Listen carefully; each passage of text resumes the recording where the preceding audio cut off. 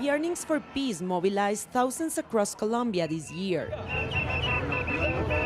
Meanwhile, in Havana, efforts were being intensified to push forward a peace process that has advanced much further than any other previous negotiations with the FARC insurgency. Considered by many as the most pressing issue of the talks, an agreement on the point of justice and victims came as a major breakthrough. Es un avance histórico, es la posibilidad de que la verdad y el reconocimiento de la responsabilidad sean el centro, la punta de entrada de la reparación. Y así es que tiene que ser precisamente porque no de otra manera puede comprenderse que en Colombia se pretenda reparar a las víctimas, sino es a partir de reconocer en primer lugar qué es lo que realmente ha ocurrido en Colombia. En el proceso de paz.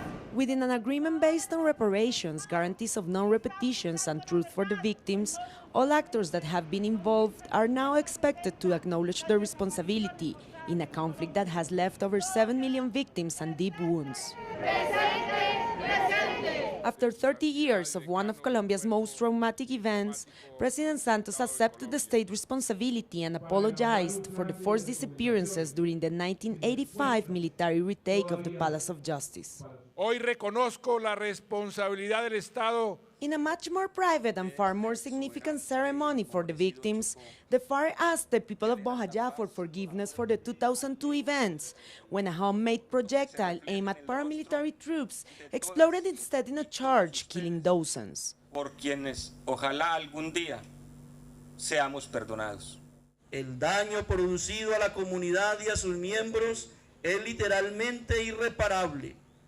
Esto no quiere decir que el pasado no pueda ser superado y que el reconocimiento de las víctimas no pueda conducir a su empoderamiento y su proyección futura. Hoy recordamos el día. On the way to strengthen the confidence of society towards the peace process, a joint operation between the army and the FARC to start clearing landmines was also agreed in Havana.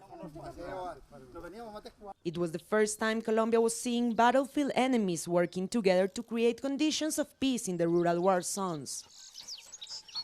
The humanitarian cost of war diminished to levels unseen in a long time, as FARC also complied with a series of unilateral truces, which the government responded to by halting airstrikes.